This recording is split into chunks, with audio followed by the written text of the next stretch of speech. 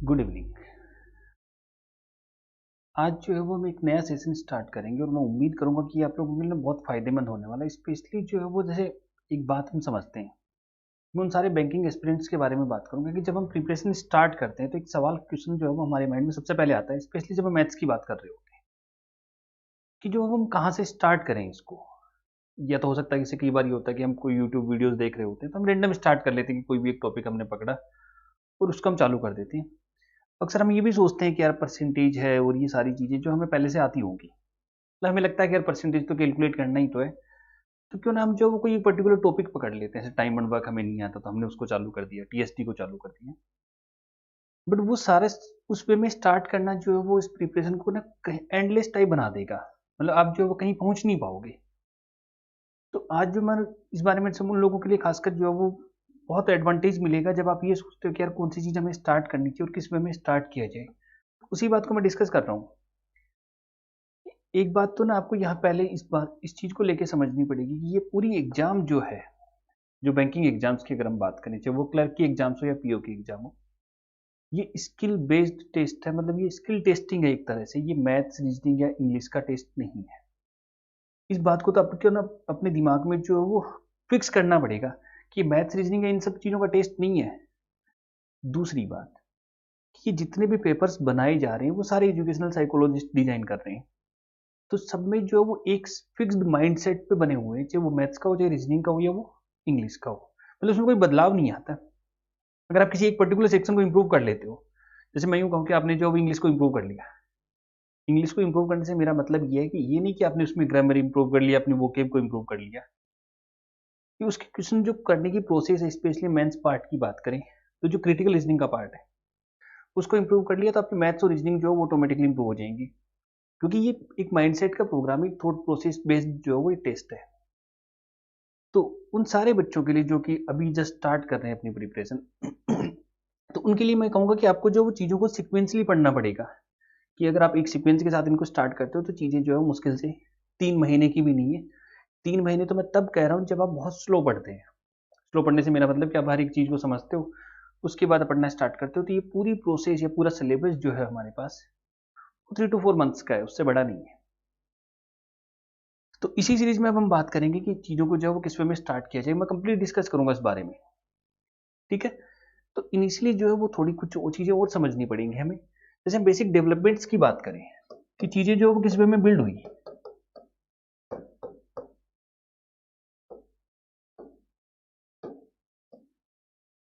क्योंकि ये एग्जाम जो है वो रियल लाइफ बेस्ड टेस्ट है। मतलब इसमें सारे टॉपिक्स वही हैं जो आप डे टू डे लाइफ में काम में लेते हो। अब जब डे टू डे लाइफ में हम काम में लेते हैं और जैसे मैथ्स की बात करें तो ये एक ही चीज़ पे बेस्ड है, जो अर्थमेटिक पार्ट है हमारे पास, और वो है डाटा कंपैरिजन पे। कि जो है वो क्वेश्चन में काफ़ी सारा डाटा होगा, आपको उसको उसको इंटर रिलेट करना है, आपको कंपेयर करना है और आपको आंसर्स देने हैं। तो अब हम बात करते हैं कि कंपैरिजन की हमें ज़रूरत क्यों पड़ी है, चीज़ें जो है वो किस वे में स्टार्ट हुई। ये समझना बहुत इंपॉर्टेंट है, तब आप जो वो बहुत आसानी से चीज़ों को रिलेट कर पाएंगे। तो बेसिक डेवलपमेंट्स की मैं बात करूं तो कई सारे सवाल उठते हैं। जैसे आज से काफ़ी टाइम पहले चले जाएं, जैसे 500-600 साल पहले चले जाएं, तो चीज़ें जो वो किस वे में बिल्ड हुई थी। क्योंकि कोई भी इन्वेंशन तब हुआ ना जब उसकी ज़रूरत पड़ी, कि हमें लगता है कि अरे किसी पर्टिकुलर चीज़ की जो है वो हमें रिक्वायरमेंट है, और तब हम चीज़ों को बिल्ड कर रहे होते हैं। तो पहले हम ये बात करते हैं कि चीज़ें किस प्रोसेस में बिल्ड हुई है। तो अगर आप ये समझ पाते हो कि चीज़ें किस वे में बिल्ड हुई तो हमें ज़रूरत पता चल जाती है कि कौन सी पर्टिकुलर चीज़ जो है वो कहाँ काम में आती है, उसको काम में लेने के पीछे की रीजंस क्या है। तो अब हम बात करें कि जो एक इश्यू था हमारे पास, डाटा कंपैरिजन। इस डाटा को कंपेयर करने के हमारे पास कौन कौन से मोड्स हैं, वो आपस में कैसे कनेक्टेड है, इस बात को हम पहले समझने की कोशिश करेंगे। तो अब जैसे ना कई सारे एग्जाम्पल से समझते हैं इस बात को। एक छोटा सा मैं एग्जाम्पल लेता हूँ।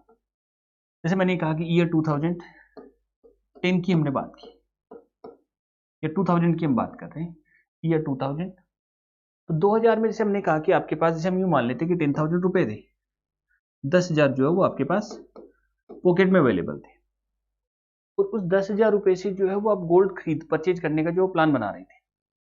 तो आप जब जाते हो सुनार की दुकान पे तो आपको जो है वो 10,000 रुपए में 10 ग्राम गोल्ड मिल जाता है। अब क्या हुआ कि आपको 10 ग्राम गोल्ड मिल जाता है, बट होता क्या है कि आपके पास एक फ्रेंड आता है और वो ये बोलता है कि मुझे जो है वो 10,000 की रिक्वायरमेंट है। अब आप सोच में पड़ जाते हो कि यार मैं गोल्ड परचेज करने पे जाऊं या अपने फ्रेंड को उधार दूं। दो सिचुएशन आपके पास। अब मान लेते हैं कि आपने कोई सा भी एक चूज किया हो सकता है कि आपने गोल्ड भी परचेज किया हो सकता है आपने फ्रेंड को उधार दियो। बट हम इसको जब ईयर 2020 में आते हैं, अगर आपने गोल्ड परचेज किया होता, अगर आपने ये वाला चॉइस फॉलो की होती, तो सेम 10 ग्राम गोल्ड जो है वो 50,000 का आता। ठीक है, तो वो आपके पास कितने का हो गया? 50,000 का हो गया।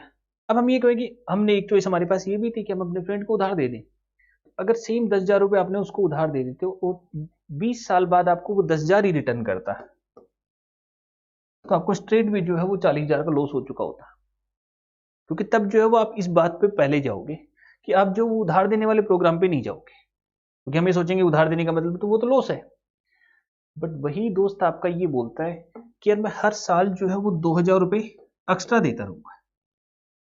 10,000 उधार देते हो, हर साल जो है वो कितने ऐड कर दूंगा? 2,000 रुपये ऐड कर दूंगा। तब क्या होगा कि 20 साल के पीरियड में वो 40,000 रुपये और ऐड कर देगा। मतलब आपको वो रिटर्न कितना करेगा? 50,000। तब आप इस चीज के लिए कंफर्टेबल रहोगे कि यार ठीक है, कोई दिक्कत नहीं, फ्रेंड्स को दिए भी जाएंगे, तब भी कोई इश्यू नहीं है। तो ये उधार लेने या देने का जो प्रोग्राम था ये हमेशा से चलता है, ये काफी इनिशियंट है। मतलब पुरानी हिस्ट्री की बात करें तब भी चल रहा था। भले ही तरीके अलग हो सकते हैं, जैसे आज की हम बात करें कि हम बैंक से उधार लेते हैं, उस टाइम पे जो वो सिस्टम्स अलग थे उनके, बट प्रोग्राम तो यही सेम था।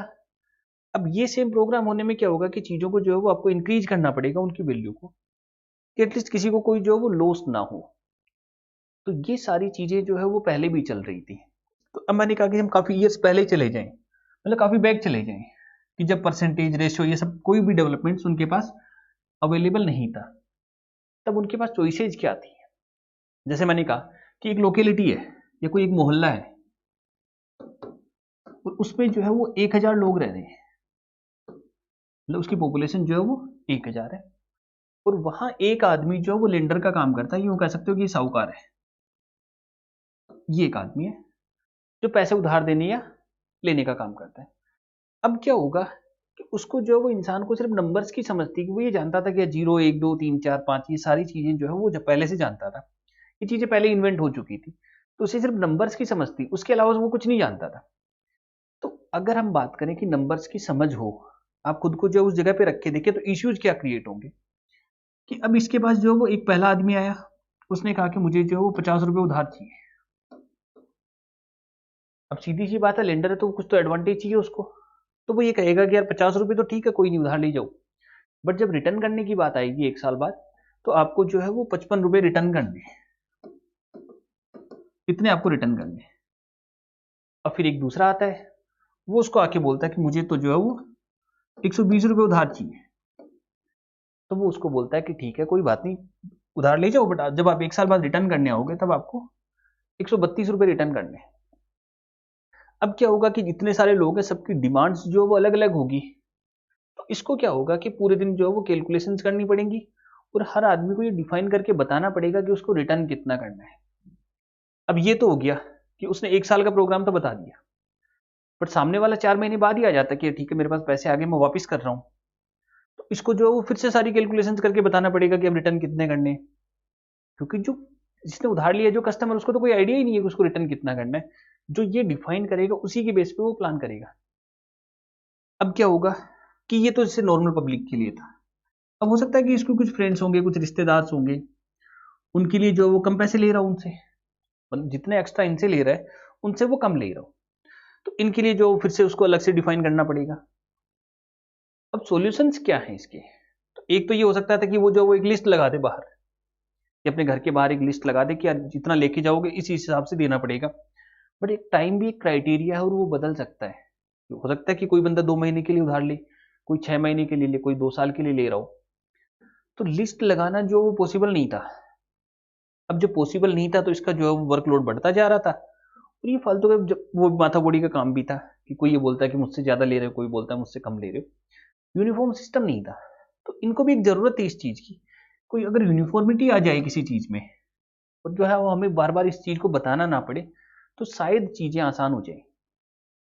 इसके साथ मतलब ये प्रॉब्लम तो थी जो थी, इसके साथ एक और इश्यू था जिसकी मैं बात करूं। जैसे मैंने ये कहा कि दो लोग हैं, एक का नाम ए है और एक का नाम बी है, और हमने ये कहा कि ए के पास जो वो 100 रुपए हैं और इसके पास जो वो 200 है। अब हमें ये तो बताया कि यार ए के पास जो वो बी से 100 रुपए कम है। अब जैसे मैंने कहा कि आपने इस चीज को एनालाइज किया और आपने ये कहा कि ए के पास जो है वो बी से 100 रुपए कम है, एक बात थी बस ये।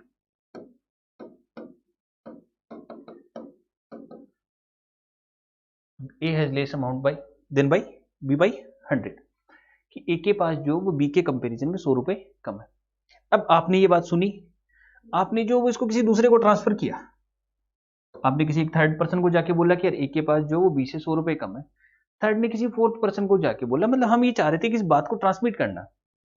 तो आपने जो वो इस बात को ट्रांसफर किया और 3-4 लोगों तक होते हुए ये पहुंच गई कि ए के पास जो वो बी के कंपैरिजन में कितने कम है, 100 रुपए कम है। अब सामने वाला कैसे इंटरप्रेट करेगा वो उस पर डिपेंड करेगा। वो ये भी सोच सकता है कि ए के पास तो कुछ है ही नहीं और इसके पास 100 रुपए है।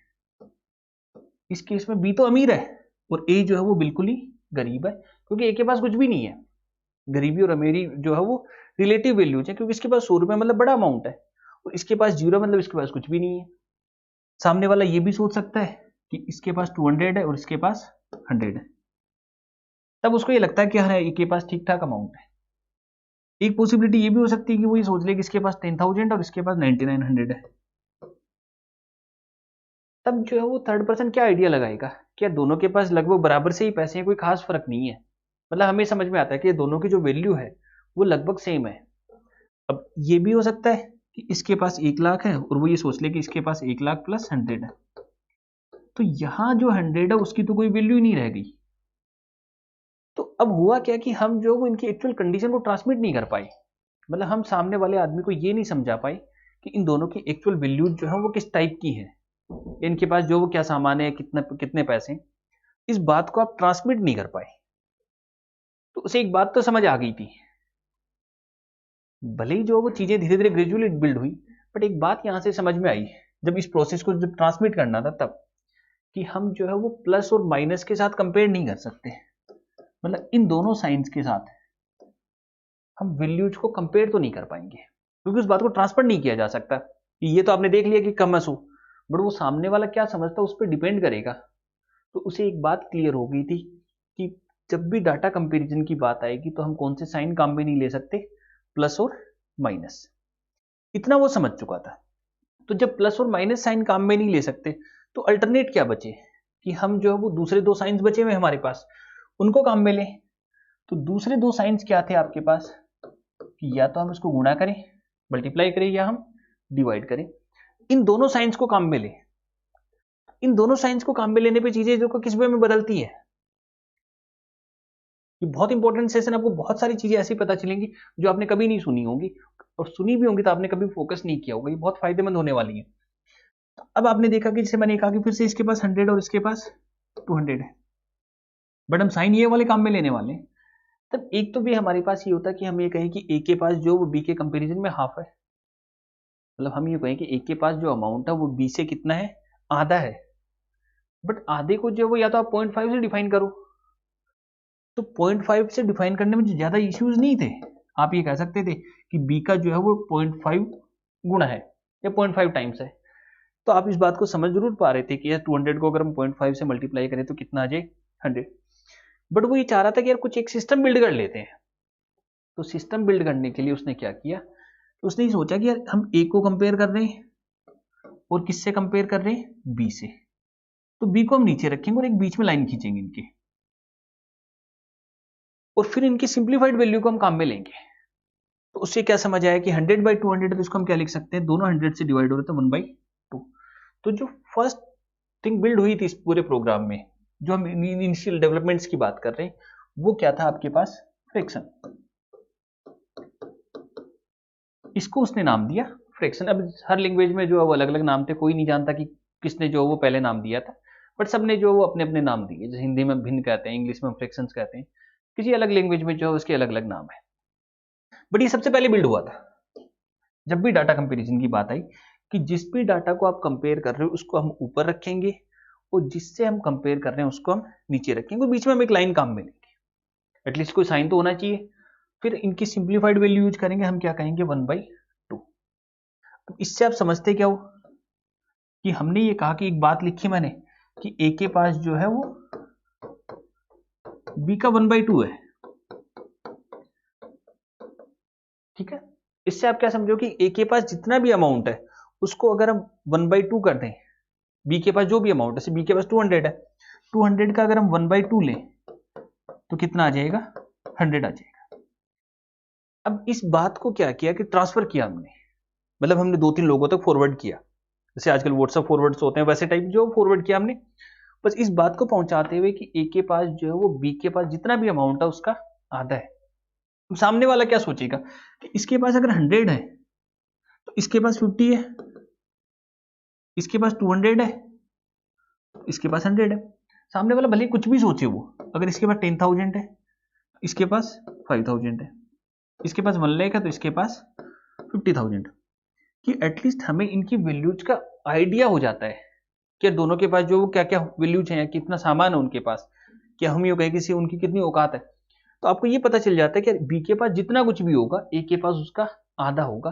तो एटलीस्ट हम रिलेटिव वैल्यूज यूज कर पा रहे हैं, हम ये डिफाइन कर पा रहे हैं कि इन दोनों के पास जो है वो कितनी कितनी क्वांटिटीज हैं, कितना कितना अमाउंट है, एटलीस्ट एक रफ आइडिया मिल जाता है, हम इन दोनों को कंपेयर कर पा रहे हैं। तो ये पहला डेवलपमेंट था फ्रिक्शंस। तो एक तो उसको यहाँ पे जब डाटा कंपैरिजन की बात है यहाँ एडवांटेज मिला इस बात का, दूसरा एडवांटेज उसको यहाँ भी मिला। अब जैसे हमने कहा कि उसने जो है वो अपने घर के बाहर सीधा सीधा लिख दिया कि हम जो है वो 1/10 जो भी आएगा उधार लेने के लिए उसको 1/10 एक्स्ट्रा पे करना है और पर एनम पे करना है, मतलब एक साल में कितना एक्स्ट्रा पे करना है, 1/10। अब सामने वाला जो आया उसने देखा कि यार मुझे 50 रुपए उधार चाहिए, तो इस 50 का मैं 1/10 कैलकुलेट करूंगा और 50 का 1/10 कितना होगा, 5 रुपए होगा। तो जब रिटर्न करने आऊंगा तो मैं 55 रुपए लेके आऊंगा।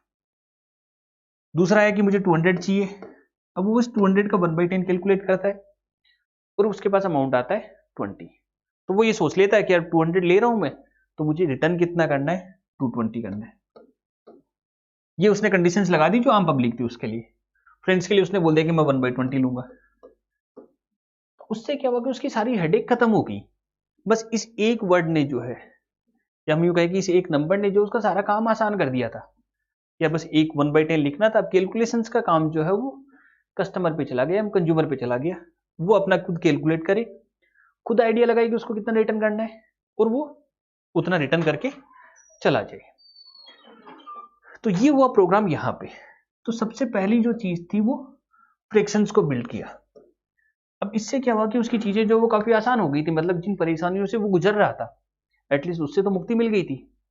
बट होता क्या है कि जब जैसे जैसे जिंदगी चलती है वो जो चीजें हमने बिल्ड कर ली है वो छोटी लगने लगती है। जैसे हम यूं कहें कि मोबाइल फोन्स की बात करें कि 2000 के आसपास जब मोबाइल फोन्स आए थे तब जो हर किसी को एक क्रेज था कि यार ये मिल जाए तो चीजें बहुत आसान हो जाएंगी और लोग खुश भी थे। बट फिर भी क्या हुआ कि हमने और चीजें बिल्ड की, और टेक्नोलॉजी को बिल्ड किया और अच्छे फोन्स बनाए, तो वही सेम इश्यूज वहां भी थे। तो अब हम इश्यूज की बात करें कि इस फ्रिक्शंस के साथ इश्यूज क्या क्या थे, तब कुछ तकलीफें जो वो और बढ़ गई कि ठीक है डाटा कंपेयर कर पा रहा था वो, और जब भी पैसे की बात आ रही थी तब वो इस बात को भी काम में ले पा रहा था फ्रिक्शंस को। वो चीजें समझाना जो इतना मुश्किल भी नहीं था। बट अब कुछ इश्यूज थे इस फ्रिक्शंस के साथ, वो इश्यूज क्या थे उसकी हम बात करते हैं। तो पहला तो ये था कि इसके पास लिमिट्स थी। वो लिमिट्स क्या थी कि ये हमें सिर्फ 2 ही डाटा को कंपेयर करने की चॉइस दे रहा था, मतलब अगर 2 से ज्यादा डाटा हुआ तो फ्रिक्शंस में जो है वो हमारे पास डायरेक्ट चॉइस नहीं थी कोई। जैसे मैं एक एग्जांपल लेता हूं, हमने ये कहा कि 3 पार्टनर्स हैं ए बी और सी, इन्होंने जो कुछ पैसे लगाए, जैसे हमने कहा कि इसने 1,000 रुपए इन्वेस्ट किए, इसने 1500 इन्वेस्ट किए और इसने 2,000 रुपए इन्वेस्ट किए, ये इसका इन्वेस्टमेंट है सबका। और इन तीनों ने जो है वो पार्टनरशिप में एक बिजनेस भी स्टार्ट किया। अब बिजनेस स्टार्ट कर रहे हैं तो ऑब्वियसली सीधी सी बात है कि ये प्रॉफिट के लिए कर रहे हैं, और हम यूं भी कह देते हैं कि कुछ टाइम पीरियड के बाद, जैसे हमने कहा कि आफ्टर 1 ईयर जो है इनका प्रॉफिट हुआ 1500 रुपए का, ठीक है। अब क्या होगा कि अब ये मुद्दा खड़ा हो गया उनके पास कि यार 1500 रुपए का प्रॉफिट तो हमारे पास हो गया, अब इस 1500 को बांटना तो पड़ेगा तीनों को आपस में। तो जब अब बांटने की बात आ रही थी तब चीजें तकलीफ दे थी। मतलब फ्रिक्शंस के साथ वो इतना तो कर पा रहा था, मतलब ये दोनों खुद से सोच पा रहे थे कि जितना तुम लोगे, पीने एको का कि जितने पैसे तुम लोगे इस प्रॉफिट में से मैं उसका 1.5 गुना लूंगा, क्योंकि मैंने 1.5 गुना अमाउंट इन्वेस्ट किया है। इन्होंने भी एग्री किया, बोला ठीक है सही बात है कि 1.5 गुना अमाउंट इन्वेस्ट किया तो 1.5 गुना ही प्रॉफिट मिलेगा। सी ने भी ये कहा ऐसे कि यार मैं तुमसे जो है वो डबल प्रॉफिट लूंगा, क्योंकि मेरा इन्वेस्टमेंट जो है वो डबल है। क्योंकि फ्रिक्शंस के साथ बस इतनी लिमिट थी, क्योंकि ये दो ही डाटा को मैनेज कर पा रहा था। बट अब इनके पास ये इश्यू खड़ा था कि इस 1500 को जो है वो तीनों कैसे डिवाइड करेंगे आपस में। तब तक ध्यान रहे रेशियो वगैरह सब कुछ भी बिल्ड नहीं हुआ था, या रेशियो वगैरह कुछ भी डेवलप नहीं हुआ था। तो इनके पास ये इश्यूज खड़ा था, अब इसको डिवाइड करने के क्या तरीके हो सकते हैं। तो आपको सोचना पड़ेगा कि यार कैसे मैनेज कर सकते हैं इस बात को। तो एक होगा कि एक कुछ अमाउंट लेता है, ये उसका 1.5 गुना लेता है, ये उसका 2 गुना लेता है, इस वे में इसको डिवाइड करें। बट पता चला ये तो 3 ही है, तब तो काम फिर भी आसान है, फिर भी कर भी ले मान लेते हैं। बट अगर नंबर ऑफ पार्टनर्स बढ़ गए तो चीजें मैनेज करना जो है वो इम्पॉसिबल टाइप का ही हो जाएगा, क्योंकि इसके साथ लिमिट है कि ये दो ही डाटा को कंपेयर करवा सकता है। तो एक इश्यू तो उसके साथ यहां पे खड़ा हो रहा था, मतलब ऐसी सिचुएशंस में कि जब भी उसको 2 से ज्यादा डाटा आ रहा था तब उसके साथ जो वो तकलीफ आ जा रही थी। दूसरा इश्यू क्या था कि उस टाइम पे जनता जो है वो इलिटरेट थी। ज्यादातर पब्लिक जो थी वो क्या थी, इलिटरेट थी। तो इलिटरेट होने की वजह से इश्यूज क्या थे, जैसे ना 1/10 तो फिर भी बहुत आसान सा डाटा आप भी कैलकुलेट कर लो। अब जैसे मैं यूं कहूं कि आप बैंक जाते हो लोन लेने के लिए और वहां आपको 2/13 लिखा हुआ मिले, तो क्या होगा कि आप जो है वो कैलकुलेशंस को कर ही नहीं पाओगे, या हमें लगेगा कि यार ये चीजें टफ है, इसके लिए पेन और पेपर की जरूरत पड़ेगी, ये सोचना बहुत मुश्किल होगा। तो उस टाइम पे तो जनता बिल्कुल ही अनपढ़ थी। तो जब वो अनपढ़ जनता थी और अनपढ़ जनता का जो पैसे से ही काम पड़ रहा था, क्योंकि उसका कंसर्न जो किस चीज से होता है, हमेशा इसी बात से ही होता है, तो उनके लिए जो वो इस बात को कैलकुलेट कर पाना बहुत मुश्किल काम था। और इसके लिए भी वो लिमिट्स थी कि वो 1/10 काम में ले सकता है, 1/20 ले सकता है, बट इस टाइप की जो डाटा है उसको काम में नहीं ले सकता, क्योंकि आम पब्लिक जो है उसको कैलकुलेट ही नहीं कर पाएगी। अब जो वो कैलकुलेट नहीं करेगी तो इसी को वापस आके फिर से बोलेगी, इसके लिए तकलीफें उतनी की उतनी थी। अब क्या हुआ, इकोनॉमीज बिल्ड हुई, सोसाइटीज बिल्ड हुई, तो जो वो चीजें और जरूरत पड़ने लगी कि हमें लगा कि यार आम पब्लिक के लिए कंफर्ट होना चाहिए। बट यहाँ भले ही कुछ एडवांटेज मिला था, ऐसी बात नहीं कि नहीं मिला, बट वो उस लेवल का कंफर्ट नहीं आ पाया जिस लेवल का उनको चाहिए था। तो क्या हुआ, तो अब आपको कुछ और बिल्ड करना पड़ेगा। तो इन दो जो है वो मेन इश्यूज थे आपके फ्रिक्शंस के साथ। अब जैसे मैं यूं कहूं कि फ्रिक्शंस के साथ जो है वो भले ही हम लिटरेट है, पढ़े लिखे हैं, तब भी जब भी मैथ्स में फ्रिक्शंस देखते हैं तो हमें लगता है कि यार अभी कैलकुलेशंस जो वो बहुत मुश्किल होने वाली है। हम एज्यूम करते हैं, क्यों करते हैं, क्योंकि हम उसके साथ उतने कंफर्टेबल नहीं है। तो जब हम पढ़ने के बाद भी उतने कंफर्टेबल नहीं है, तो आप सोच सकते हो कि उस टाइम पे जो पब्लिक के क्या हालात रहे होंगे। तो वो तो बिल्कुल ही कंफर्टेबल होने का कोई तुक ही नहीं था उसका। तो ये दो जो है वो मेन इश्यूज थे इस फ्रिक्शन के साथ। अब जो है वो इनका सोल्यूशन ढूंढना था। अब सोल्यूशन जब ढूंढना ही था इनका, तो वही है कि जितने भी ज्ञानी लोग थे उन्होंने जो वो सोल्यूशन ढूंढने में दिमाग लगाया और वो किसी एक निष्कर्ष पे पहुंचे कि हम जो है वो पैरेलल कंपैरिजन करेंगे। मतलब हम दो से जब भी ज्यादा डाटा को उसको पैरेलली कंपेयर करेंगे। तो पैरेलल कंपैरिजन की बात मैं करूं, जैसे मैंने कहा कि ए के पास बी और सी, इसने 100 रुपए इन्वेस्ट किए, इसने 200 और इसने 300। तो हम जो है वो इनकी सिंप्लीफाइड वैल्यूज को काम में लेंगे। अब सिंप्लीफाइड वैल्यूज को आप कैसे काम में लोगे कि हम जो है वो इनको सिंप्लीफाई कर दें, इसको 1 लिखें, इसको 2 और इसको 3। ये तीनों ही जो है वो 100 से डिवाइड हो रहे हैं, तो हम ऐसे काम में ले ले 1, 2 एंड 3। नो डाउट ये काम फ्रिक्शन से भी किया जा सकता था कि आप 100/600 कर लो, जैसे मैंने पिछले क्वेश्चन में बात की, बट वो चीजें मुश्किल थी। तो अब जो है उसने सिंप्लीफाइड वैल्यू को काम में लिया 1, 2 एंड 3।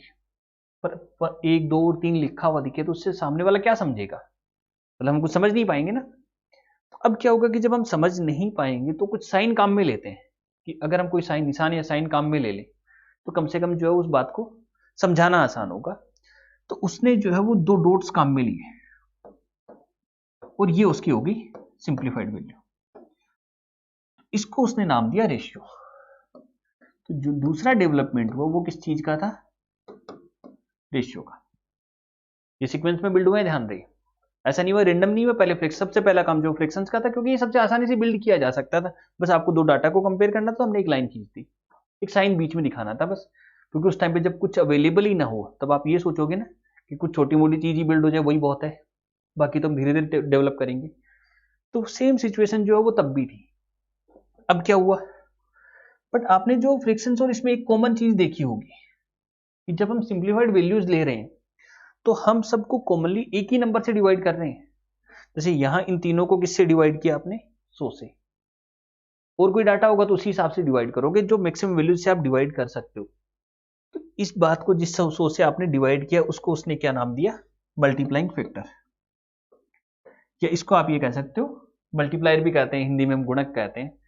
तो ये वो नंबर है जिससे आपने सबको डिवाइड किया। तो अगर आप इस सिंप्लीफाइड वैल्यू को वापस ही 100 से गुणा कर दो, तो क्या होगा कि आपके पास ओरिजिनल वैल्यूज आ जाएंगी। अब नो डाउट चीजें आसान हो गई थी कि एटलीस्ट ये इश्यू तो खत्म हो गया था। अब क्या होगा कि जैसे किसी को पैसे बांटने, हमने कहा कि उनको 300 रुपए का प्रॉफिट हुआ, तब आप सीधा सीधा कह दोगे इसको 1 रुपए देंगे तो इसको 2 देंगे और इसको 3। अगर इस वे में दिए जाए तो इनको टोटल हम 6 रुपए देने वाले हैं। हमारे पास 300 रुपए है, मतलब 50 टाइम्स है। तो इन सबको जो है वो पैसे भी हम 50 टाइम्स दे देते हैं कि इसको 50 रुपए देंगे, इसको 100 रुपए देंगे और इसको हम 150 रुपए देंगे। तो चीजें काफी आसान हो गई थी।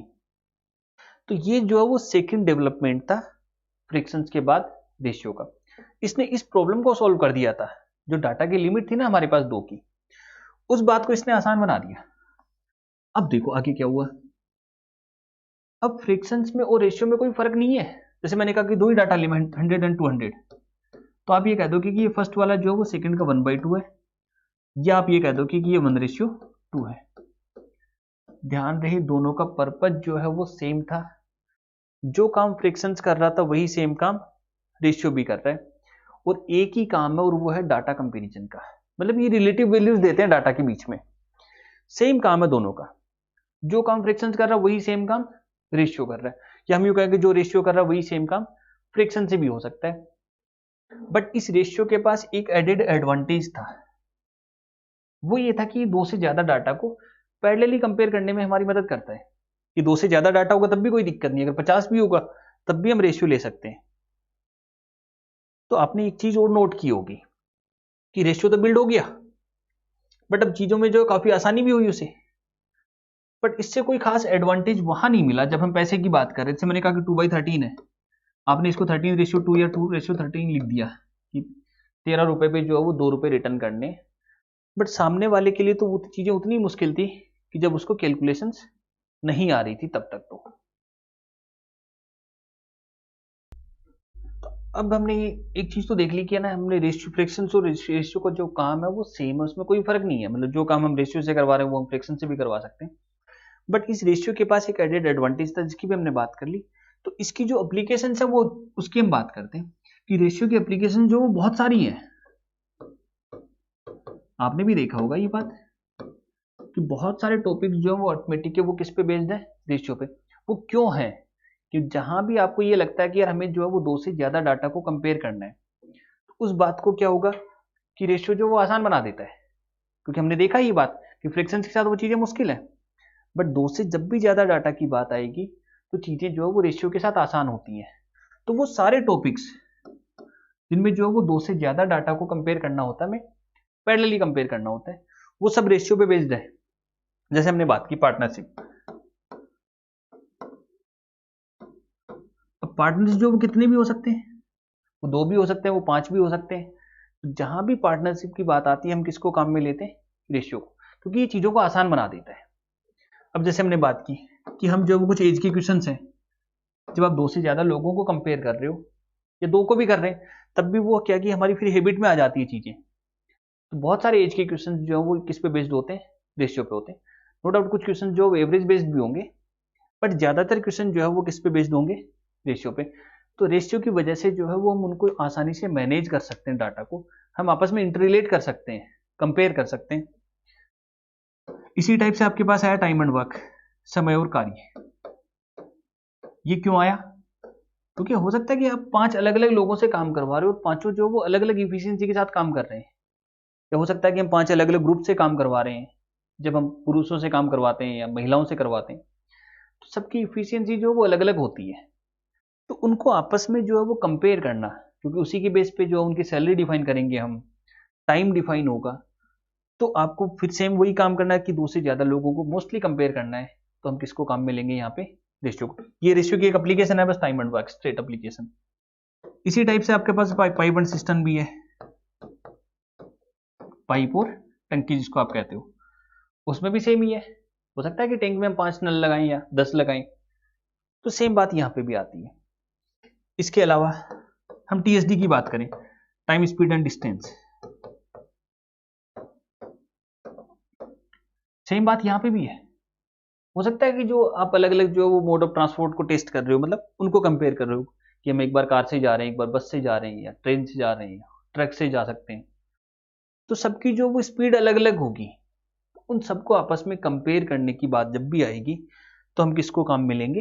रेशियो को। तो ये भी एक रेशियो की एप्लीकेशन ही है, टाइम स्पीड एंड डिस्टेंस भी।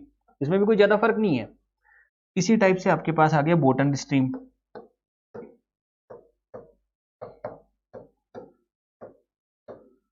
सेम है।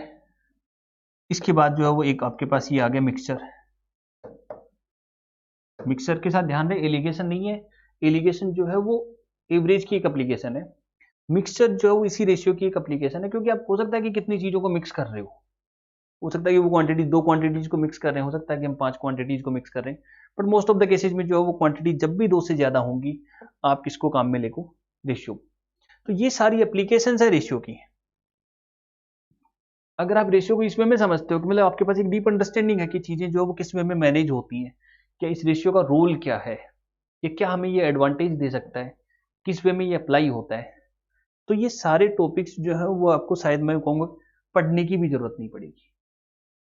बट कंडीशन है उसके पीछे कि रेशियो की समझ होनी चाहिए कि इसको अप्लाई कैसे किया जाएगा, कौन कौन सी कंडीशंस में अप्लाई कर सकते हैं और क्या हमें ये एडवांटेज देगा।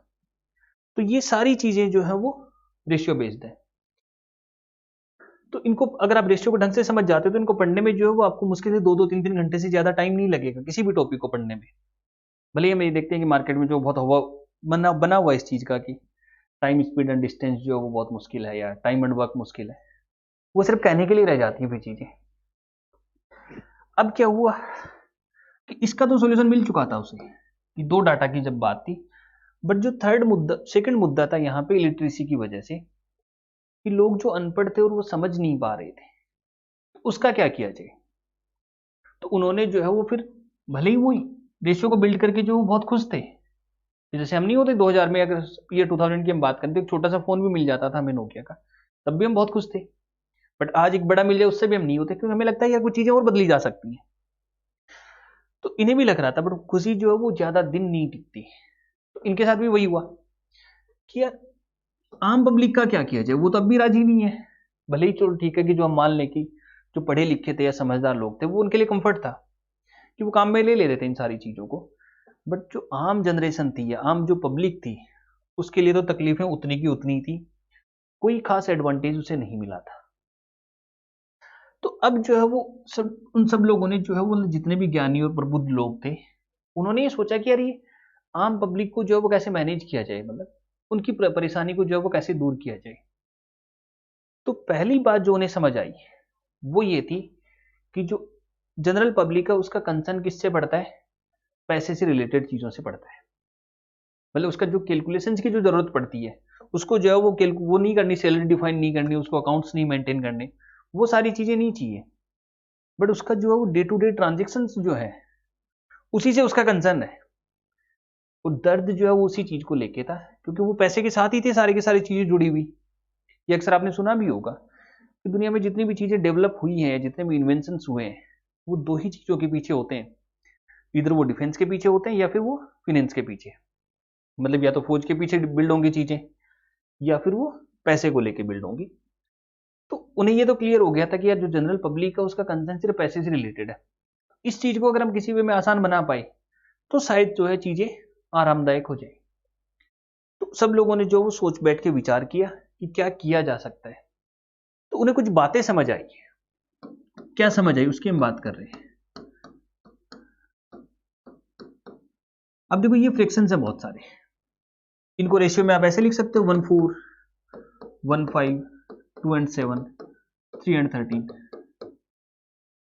तो कोई दिक्कत नहीं है। तो रेशियो और फ्रैक्शन जो वो आपस में इंटरचेंजेबल है, बट अभी भी मुद्दा वही था कंपैरिजन का ही, डाटा कंपैरिजन का। बट बस एक चीज ऐड हुई थी कि इस इलिटरेसी वाले प्रोग्राम को जो है वो कुछ मैनेज किया जाए। तो अब कैसे मैनेज हो सकता था वो, तो कंसर्न तो उसका यही था बस डाटा कंपैरिजन का ही। तो अब उन्हें जब सब लोगों ने बैठ के विचार किया तो कुछ बातें समझ आई। नहीं, वो क्या थी कि जो इश्यूज पब्लिक के साथ आ रहे हैं वो किस वजह से आ रहे हैं। अब जैसे मैं 1/4 की बात करूं, तो आप ये कहते हो ना कि यार 4 रुपए पे हमें कितने रुपए देने, 1। यहाँ 5 रुपए पे कितने रुपए एक्स्ट्रा देने, 1। 7 रुपए पे यहाँ देने 2। तो यहाँ पे जो रेफरेंस था आपके पास वो लगातार बदल रहा था। यहाँ रेफरेंस आप 4 का दे रहे थे, यहाँ 5 का दे रहे हो, यहाँ 7, यहाँ 13, और कोई फ्रैक्शंस होंगे तो उसमें और होंगे। तो आम पब्लिक को जो इश्यूज था वो सिर्फ इसी की वजह से था कि यार रेफरेंस जो है वो लगातार वेरी कर रहा था। रेफरेंस जो फिक्स्ड नहीं था, वो लगातार बदल रहा था। रेशियो पे भी जाए तब भी वही बात हो रही थी। तो इसी की वजह से जो है वो पब्लिक भी कंफर्टेबल नहीं थी, क्योंकि पता चला कि आज सुबह सुबह तो उसने 1/5 के साथ कैलकुलेशंस की थी, वो शाम को वो 3/13 के साथ कर रहा है। तो बहुत तनाव वाला प्रोग्राम था ये। तो अब जो मुद्दा आ रहा था वो किस बात का था कि रेफरेंस जो वो फिक्स्ड नहीं था। तो अब सब लोगों ने सोचा, मतलब जितने भी ज्ञानी पुरुष जो थे उन्होंने सोचा कि अगर हम रेफरेंस को फिक्स्ड कर दें तो शायद चीजें आसान हो जाएं। कंफर्म कोई भी नहीं होगा, क्योंकि मैं उसकी जगह रख के देखूं उन लोगों की जगह, तो मैं भी तो यही सोचूंगा ना कि अगर हम ये काम करके देख लेते हैं शायद उससे कुछ पॉजिटिव बदलाव आ जाए। तो जो पहला काम उन्होंने किया वो ये किया कि इस रेफरेंस को हम क्या करेंगे, वेरी ना करवा के फिक्स्ड करेंगे। हो सकता है कि चीजें आसान हो। अब जब फिक्स्ड करने की बात आती है तो जो नेक्स्ट मुद्दा आएगा कि वो नंबर कौन सा होगा, कि जो फिक्स्ड रेफरेंस हम लेने वाले हैं उसमें हम जो है वो नंबर कौन सा चूज करेंगे, मतलब कौन सा नंबर होना चाहिए जिसको रखा जाए। तो अब जो है वो सब लोगों के अलग अलग सवाल होते हैं, क्योंकि ये चीजें वैसे भी उस टाइम पे भी वैसे ही हुई होंगी जैसे आज की तारीख में होती है। अब जैसे मैं यूं कहूँ कि 10 लोगों के ग्रुप में जो है वो आपको एक नंबर चूज करना है, तो कोई ये कहेगा कि मेरा लकी नंबर तो 9 है, मैं तो 9 चूज करूंगा। नेक्स्ट आएगा बोला कि मुझे तो जो है 50 चूज करने में मजा आएगा, तो मैं 50 चूज करूंगा। तो सबके जो वो अपने अपने व्यूज होते हैं, तो उस टाइम पे भी ऐसे ही रहे होंगे। अब देखो ना तो मैंने देखी है वो चीज ना आपने देखी है, बट कम से व्यूज जो है वो इसी टाइप के होते हैं ना जनरली जब हम ग्रुप की बात करें। फिर भी जो है वो सब लोगों को एक कॉमन किसी एक फिक्स्ड पॉइंट पे पहुंचना था। तब सब लोगों ने इस बात का विचार किया कि यार 100 जो है वो सबसे कॉमनली यूज्ड नंबर है। कॉमनली यूज्ड क्यों है, क्योंकि हमारे मुद्दा जो था वो किस चीज का था, पैसे का था। तो पहले भी यही चलता था कि 1 रुपए में जैसे 100 पैसे होते हैं, $1 में 100 सेंट होते हैं। तो हर जगह पे जो है वो 100 के डिनोमिनेशन में ही काम चल रहा था, मतलब जब भी पैसे की बात आ रही थी। एक बाकी अगर जनरल एग्जांपल्स भी ले तब भी ये होता है ना कि 1 मीटर में से 100 सेंटीमीटर होते हैं, इस टाइप की वैल्यूज। तो 100 जो है वो फ्रिक्वेंटली काम में आ रहा था, वो 100 के साथ जो है वो पब्लिक भी कंफर्टेबल थी। तो उन्होंने सबने मिल बैठ के विचार करने के बाद ये कहा कि हम रेफरेंस को फिक्स करेंगे और उसको क्या कर देंगे, 100 कर देंगे। देखते कि चीजें आसान होती है या नहीं होती। अब बारी आई कि 100 करने की, जैसे 1/4 है। अब यहाँ रेफरेंस कितना है, 4। अब इसको 100 कैसे बनाया जा सकता है, तो आप ये कहोगे कि अगर हम 4 को 25 से गुणा कर दें या 4 को हम 25 से मल्टीप्लाई कर दें तो 4 जो वो किस में कन्वर्ट हो जाएगा, 100 में कन्वर्ट हो जाएगा। बट मुद्दा ये था कि ये सिंप्लीफाइड वैल्यूज है, कि अगर आप इसको 25 से गुणा कर रहे हो तो आपको इसको भी करना पड़ेगा, इसको छोड़ नहीं सकते आप। तो ये कन्वर्जन होके ऐसे आ गया 25/100। पर्पस ध्यान रहे अब भी कुछ नहीं बदला है, बस सेम फ्रैक्शन का हमने वो क्या किया है, रेफरेंस को क्या किया है, 100 बनाया बस। तो ये हो गया 25/100। अब ये तो मुद्दा क्लियर हो गया कि यार हमने रेफरेंस को जो है वो 100 तो कर दिया। बट अगली बात आती है कि जब फिक्स ही कर लिया तो बार बार लिखने की कहां जरूरत है। जब हमने रेफरेंस को फिक्स कर ही दिया कि यार उसको हम 100 ही लेके चलेंगे, तो जब 100 ही हमने ले ही लिया तो उसको बार बार लिखने की कहां जरूरत है। तो हम ना लिखें इसको, बस से 25 ही लिख दें। बट अब इस 25 से आप समझोगे क्या, तो नेक्स्ट मुद्दा ये भी था तो अब ये हुआ कि यार इस 25 से तो समझ नहीं आएगा, मतलब हमें फिर से कोई एक साइन काम में लेना पड़ेगा। तो उन्होंने जो स्ट्रेट दिमाग लगाया कि यार इन दोनों साइंस को मर्ज कर देते हैं, तो फ्रिक्शंस के और रेशियो के, तो इन्होंने इन दोनों साइंस को क्या किया, मर्ज कर दिया। अब उनने 100 हटाया है, इसके बदले में क्या लिखा, परसेंटेज का निशान लगा दिया, कि ये सामने वाला ये समझ जाए कि जैसे ही परसेंटेज का साइन लगा हुआ है, मतलब यहाँ रेफरेंस किसका दिया गया है, 100 का दिया गया है। अब जैसे मैं कहूँ कि कोई भी एक अनपढ़ अगर बैंक में जाता है, उसको वहां दिखता है कि रेट जो 7.8% है, वो स्ट्रेट में ये समझ जाता है कि 100 रुपए पे उसको कितने रुपए देने एक्स्ट्रा, 7.8। कोई एक्सप्लेनेशन की जरूरत नहीं पड़ती। तो वही यहां पे हुआ कि इस साइन का मतलब बहुत सिंपल था कि इस 100 को आपने रिप्लेस किया इस साइन से। मतलब जब भी आपको कहीं ये साइन लगा हुआ दिखता है, तो आप सीधे ये बात सोच लेते हो कि रेफरेंस कितना है, यहाँ पे 100 है।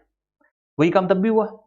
तो अब देखो चीजें आसान होगी कि अब भी हम कंफर्टेबल होते हैं जब भी पैसे की बात आती है, जब हम बैंक में जाते हैं लोन लेने या बाकी सारी चीजों में एफडी करवाते हैं, तो उन सारी चीजों में यही दिमाग में आता है कि हम इस परसेंटेज में फोकस करते हैं, सीधा समझ जाते हैं कि एक 7.8% दे रहा है और दूसरा जो है वो 8.8% दे रहा है, तो हम 8.8 वाले के पास चले जाएंगे।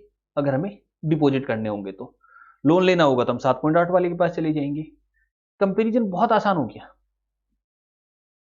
तो अक्सर आपने जो सुना भी होगा कि ना, बचपन में भी सुनते आए हैं कि परसेंटेज हटाते ही जो है वो नीचे क्या लगाना पड़ता है, आपको 100 लगाना पड़ता है। तो जो थर्ड चीज बिल्ड हुई, वो मतलब सेकंड वाला जो दर्द था यहाँ पे, जो तकलीफ थी इलिटरेसी वाली, उसको इसने दूर किया परसेंटेज ने। तो उन्होंने तो बस सीधा सीधा ये था कि रेफरेंस को फिक्स्ड किया था 100। ये जो नाम हम देखते हैं, परसेंटेज हो गया, प्रतिशत हो गया, ये किसी अलग लैंग्वेज में जो वो अलग अलग नाम होंगे, ये नाम बहुत बाद में दिए गए। मतलब किसी ने जो उसको नाम परसेंटेज दे दिया, किसी ने प्रतिशत नाम दे दिया, सबने जो है वो नाम अपने अपने हिसाब से अलग अलग लैंग्वेज में इसके नाम दे दिए गए। बट जितनी भी हम कहानियां सुनते हैं कि परसेंटेज में, जैसे अक्सर कोई टीचर बोलते नहीं है कि परसेंटेज पर प्लस सेंट प्लस एज, इस टाइप से जो है वो पार्ट्स में मैनेज करते हैं, फिर ये कहते हैं कि 100 का एक लेना है, वो सिर्फ जो है वो कहानियां हैं, वो रियलिटी नहीं है। ठीक है, क्योंकि ये नाम जो बहुत बाद में आए थे, पहले तो चीजें बिल्ड हुई। क्योंकि कोई भी चीज बिल्ड करने के पीछे ये नहीं होता ना कि पहले हम नाम डिफाइन करेंगे उसका, पहले कम से कम उस चीज को बिल्ड तो कर ले, नाम तो बाद में दिए जाएंगे। तो यही सारा प्रोग्राम यहाँ पे भी था। तो अब जैसे 1/5 है, आपने इसको कहा कि अब नीचे 100 बनाना है, तो ऊपर भी 120 से मल्टीप्लाई किया, 20/100 हुआ। 100 हटा देते हैं हम, तो हम क्या लगा देंगे, परसेंटेज। तो ये भी सीधी सीधी ये आ गया कि 1/5 को आप क्या कह सकते हो, 20% हम कह सकते हैं। बट अब भी जो कुछ इश्यूज फिर भी रह गए थे, जैसे क्या क्या रह गए। अब जैसे हमने कहा कि 2/7 है, अब इस 2/7 को आप परसेंटेज में कैसे बनाओगे, कि यार हमें पता है कि यार 7 के बदले जो वो हमें 100 तो लाना है, बट अब ये मुश्किल काम है ना कि 7 को 100 कैसे बनाया जाए। आपको सोचना पड़ेगा कि यार 7 को अगर 100 बनाना है तो मुश्किल काम है। इसका सोल्यूशन बहुत सीधा सीधा रखा कि हम रेफरेंस को जो 100 फिक्स कर देते, नीचे नीचे 100 लेंगे तो आपको ऊपर भी 100 लेना पड़ेगा। 2/7 की बात चल रही है, आपने नीचे 100 लिया तो ऊपर भी क्या लेना पड़ेगा, 100 लेना पड़ेगा। अब इस 100 के बदले हम क्या लगा दें, परसेंटेज लगा दें, क्योंकि रेफरेंस तो फिक्स हो गया 100। तो उस 100 के रिप्लेसमेंट में आपने क्या लगा दिया, परसेंटेज लगा दिया। तो अक्सर आपने देखा होगा कि किसी भी फ्रैक्शंस को जो है वो अगर परसेंटेज कन्वर्जन करना हो, तो हम कैसे करते हैं कि उसको 100 से गुणा करते हैं और परसेंटेज का साइन लगा देते हैं। तो हमेशा ध्यान दें कि जब भी आप 100 से गुणा करोगे, ये साइन जो है वो साथ में कैरी होगा, अकेला नहीं होगा। जैसे ही आपने 100 से गुणा किया तो आपको परसेंटेज का साइन ऐड करना ही करना है, आप इसको छोड़ नहीं सकते। इसी टाइप से क्या हुआ कि अगर रिकन्वर्ट करना हो आपको, 20% को कन्वर्जन करना आपको, तो आप क्या करोगे, परसेंटेज का 100 वापिस से नीचे रख दोगे। हम रेफरेंस को रख देते हैं। अब फिर से सिंप्लीफाई कर लेते हैं, ये किस में आ जाएगा, 1/5 में। तो अब जो है वो चीजें लिटरली आसान हो गई थी। जैसे आप खुद से सोच के देखो कि आप बैंक में जाते हो तो परसेंटेज की वजह से चीजें कितनी आसान होती हैं। वही अगर ये फ्रैक्शंस में लिखा हुआ मिलता, आपको बहुत सोचना पड़ता। तो अब ये एडवांटेज ये मिल चुका था उसे, तो अब वो बहुत खुश था। अब बहुत खुश होने की वजह क्या होती कि आम पब्लिक जो इस बात को समझ पा रही थी कि अब रेफरेंस जो फिक्स्ड है 100 है, किसी को कोई तकलीफ नहीं थी। तो जब भी पैसे की बात आती है, रुपए की बात आती है, या वो सारे टॉपिक्स मतलब रियल लाइफ में जिनको हम रुपए से रिलेटेड है, उन सब में किसको काम में लिया जाता है, परसेंटेज को। तो परसेंटेज की दो बेसिक एप्लीकेशन होगी, एक होगी प्रॉफिट लॉस, क्योंकि ये पूरा प्रोग्राम ही जो है वो प्रॉफिट लॉस का किससे रिलेटेड है, पैसे से रिलेटेड है। और एक हो गया आपके पास simple interest and compound interest. तो इन दोनों टॉपिक में जो है वो एक्सटेंसिवली किसको काम में लिया जाता है, परसेंटेज को काम में लिया जाता है। परसेंटेज को काम में लेते हैं क्योंकि इसकी एप्लीकेशन बहुत आसान है इन दोनों में, बाकी टॉपिक में नहीं लेंगे हम।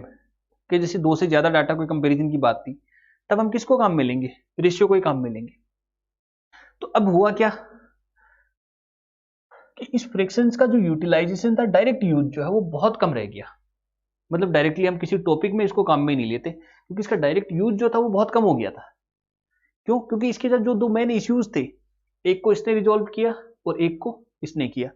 तो फ्रैक्शंस को जो है वो कहीं भी डायरेक्टली हम काम में बहुत कम लेते हैं। मतलब हम बहुत तभी काम में लेते हैं जब हमें लगता है कि यार परसेंटेज या रेशियो की वजह से चीजें टफ हो रही हैं, या हमें लगता है कि फ्रैक्शंस को काम में लेने पे वो कैलकुलेशंस आसान हो जाएंगी।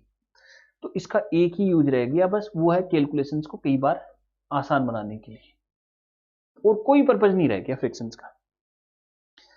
दो से ज्यादा डाटा में तो रेशियो आ गया, और जहां भी पैसे की बात आई कौन आ गया, परसेंटेज आ गया। तीनों का पर्पज सेम है, इस बात का ध्यान रखिए।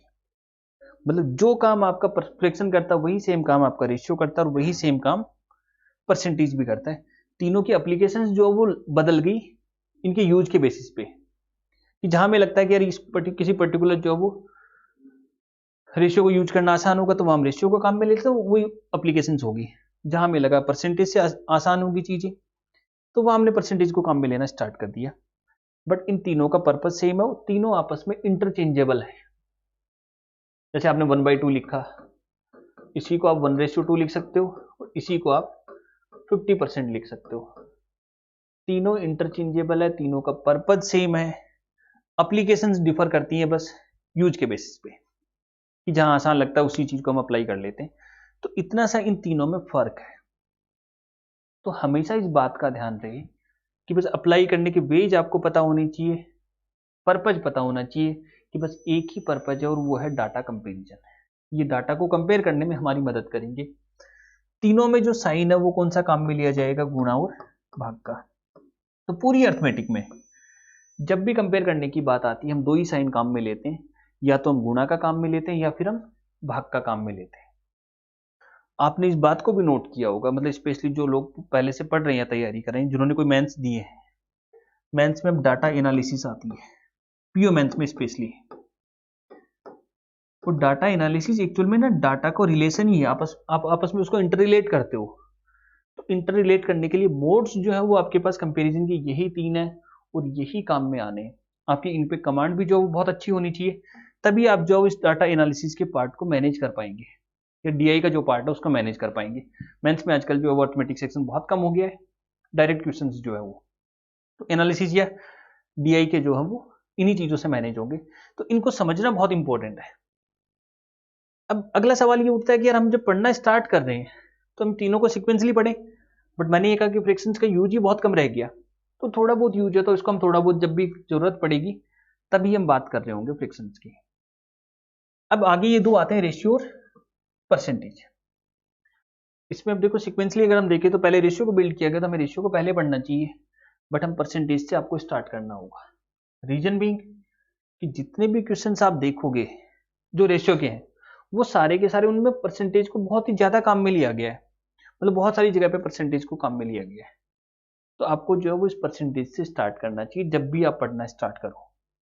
मतलब जब भी आपको लगता है कि यार मुझे बैंक की प्रिपरेशन करनी है, किसी भी एग्जाम की, मैथ्स मुझे प्रिपेयर करनी है, या मैथ्स में जो बहुत सारी चीजें सीखनी है, तब आप सीधे सीधे जो वो कहाँ से स्टार्ट करोगे, परसेंटेज से। क्योंकि परसेंटेज के बारे में जब आप पढ़ते हो तो आपको बहुत सारी चीजों का आइडिया लग जाता है। यही दो मेन टॉपिक्स हैं आपके पास, परसेंटेज या फिर रेशियो। बाकी सब कुछ जो भी आप अर्थमेटिक में देखते हो वो इन्हीं की एप्लीकेशंस हैं, उसके अलावा वो कुछ नहीं है। और इतना ही आपका सिलेबस भी है, स्पेशली अगर हम क्वांट पार्ट की बात करें तो अब हम मिलते हैं नेक्स्ट क्लास में परसेंटेज के साथ। हम पढ़ रहे होंगे परसेंटेज, और मैं कोशिश करूंगा कि चीजें जो बहुत ही लॉजिकली एक्सप्लेन की जाए, आपको ये समझ में आए कि यार कोई चीज क्यों हो रही है वो। और मोस्ट इंपॉर्टेंट जो बात यहाँ पे है, इस बात का ध्यान दें कि ना दुनिया में दो टाइप के लोग होते हैं, एक वो जो आंसर्स जानते हैं और एक वो जो क्वेश्चन क्रिएट करना जानते हैं।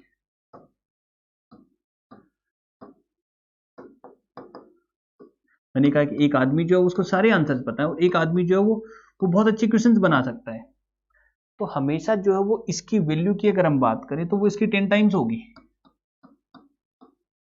मतलब मैं यूं कहूं ना कि इसको सैलरी अगर 1 लाख रुपए दी जा रही है तो इसको 10 लाख रुपए दी जाएगी।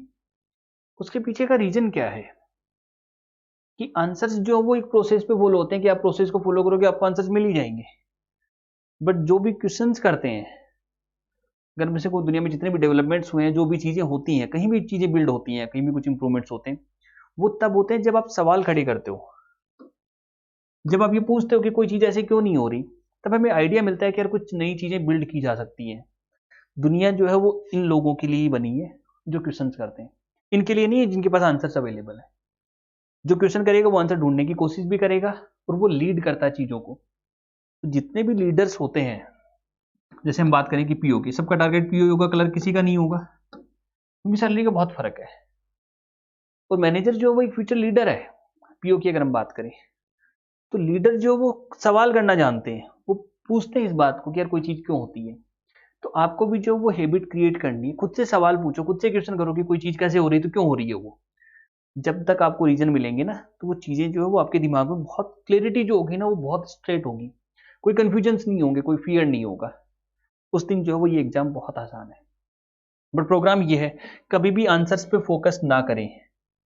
अगर आप प्रोसेस को समझते हैं, जब आप खुद से क्वेश्चन करना स्टार्ट करोगे तो आप प्रोसेस को समझना स्टार्ट करोगे। आप ये देखोगे कि कोई प्रोसेस वैसी की होती हो रही है तो वो क्यों हो रही है। जिस दिन आप प्रोसेस को समझना स्टार्ट कर देंगे, आंसर्स ऑटोमेटिकली मिल जाएंगे। आपको कोई एफर्ट लगाने की जरूरत नहीं पड़ेगी, आपको कोई शॉर्टकट नहीं चाहिए होगा, कोई कैलकुलेशन की भी जरूरत नहीं पड़ेगी। तो मिलते हैं हम नेक्स्ट सेशन में। Thank you for being with me. Have a nice day.